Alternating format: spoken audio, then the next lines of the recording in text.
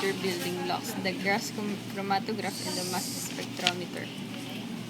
Gas chromatograph is used to separate the drugs that might be present in a sample. It contains sample injector, which has the sample inlet,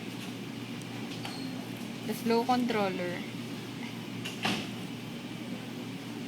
which releases inert gas to make the components flow,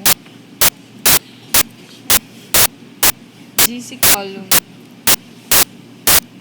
and the column oven where the temperature is regulated to maintain the gaseous state. A drug's individual chemical characteristics determines how long it will take to go through the chromatography column. Retention time is the time it takes for any given drug to travel the length of the column. Retention time is identifiable for each drug. In the mass spectrometer, it detects the GC and also known as mass spectrometry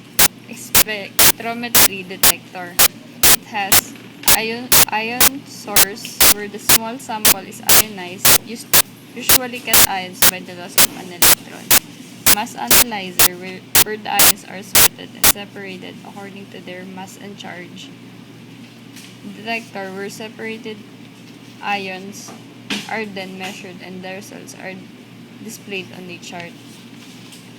It is connected to a computer where a database is used to detect the sample to be analyzed. As the drug exits the end of the GC column, it is fragmented by the ionization and the fragments are sorted by the mass to form a fragmentation pattern. The fragmentation pattern for a given drug is unique and therefore is an identifying characteristic.